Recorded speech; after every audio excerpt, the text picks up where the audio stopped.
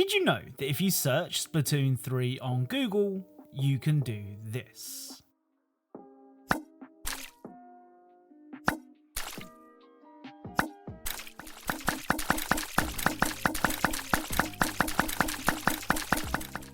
Hello and welcome back to another episode of Video Game Easter Eggs, the series where we cover some of the latest and not so latest Easter eggs found in video games. As always, if you think you know of a video game Easter egg that I'm yet to cover, then let me know in the comments and I'll do my best to check it out. Don't forget to leave a like if you enjoy these videos, and of course a big thank you to my Patreon backers and YouTube channel members for their awesome support.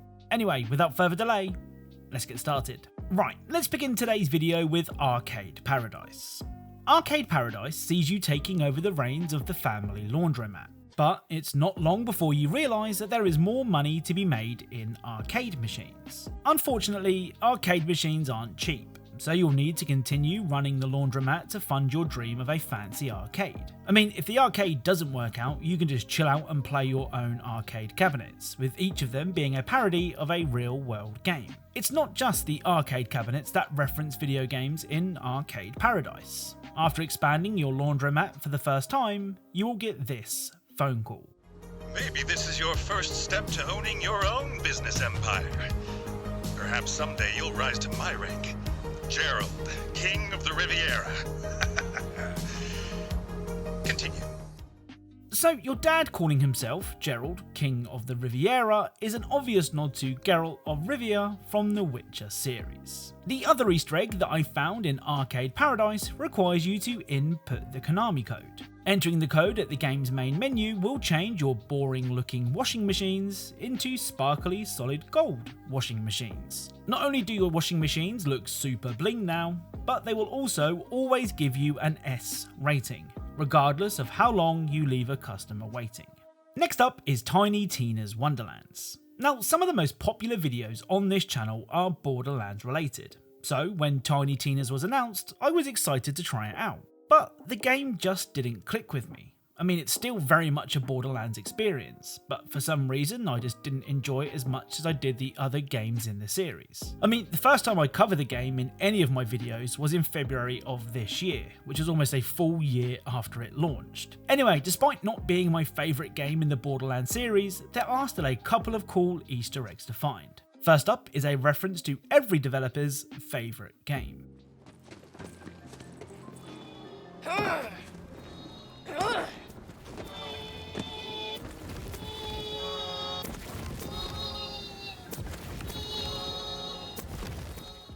So this is almost certainly a reference to the Portal series. I say almost certainly, as both Portals are blue. I mean, if one of them was orange, it would be a nailed-on reference, but I'm still confident that this is a nod to Valve's masterpiece. The other Tiny Tina's Easter egg is honestly really good. After completing the game's main story, if you head to the lower level of the Hawker's Walk building, you can find this.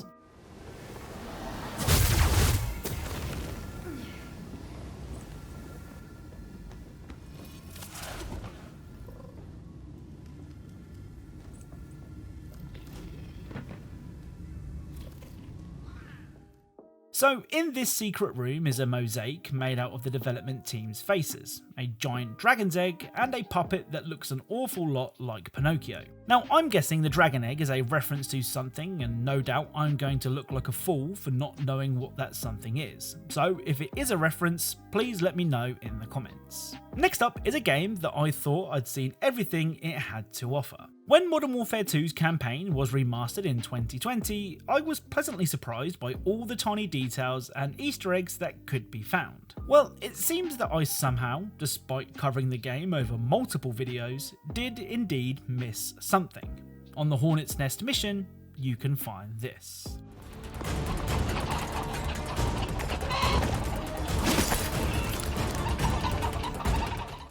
So teddy bears and the Call of Duty series go together like me and your mum, but of all the cuddly toys in various other COD games, I never knew about this one. Up next are more Easter eggs from the brilliant tower defense game Kingdom Rush Frontiers. Now, in the last episode of this series, we discovered Mortal Kombat ninja Reptile hiding on one of the game's maps. Well, it turns out that Reptile might be the least of your worries. On the Crimson Valley map, you can find this guy.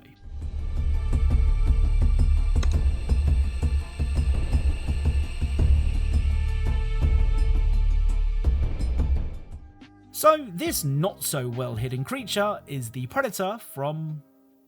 well, he's the Predator from the Predator.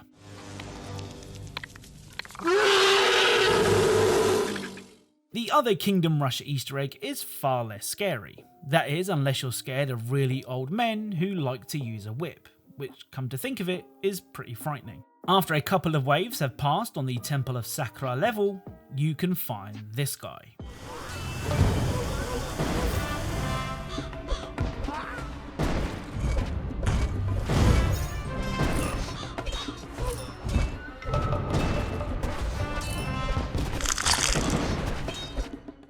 So clicking the stones in the correct order will see the man make off with some treasure.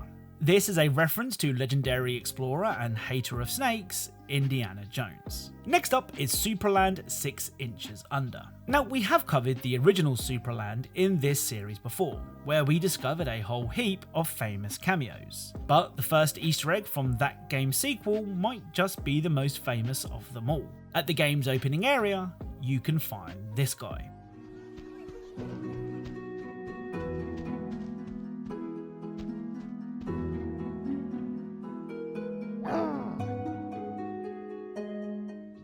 So this is Wally, of Where's Wally fame. In typical Wally fashion, he's avoiding the spotlight by hiding somewhere many players wouldn't think to look. The only other Easter egg that I found in 6 Inches Under so far is also at the game's opening area. If you head to the house that I do, you can find this.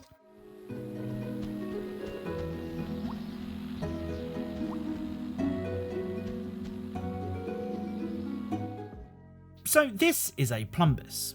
What is a plumbus? Well, to be honest, I'm not even sure the creators of Rick and Morty know the answer to that one. Right, let's end today's video with Combat Master. Now, in episode 130 of my hidden video game detail series, I was forced to ask how to equip your fists in the fast-paced first-person shooter. It seemed like a dumb question, and it kind of was, but apparently to arm yourself with your hands, you have to play a mode called Combat Master. Now, try as I might, I couldn't find this mode. It was then that I noticed these 3 tiny dots, and in my desperation I clicked them not knowing what might happen. And there it was, the Combat Master mode. Now, why this mode is so tucked away, I'll never know, but at least I can now show you this awesome Easter egg. If you inspect your hands when they are empty, your character will do this.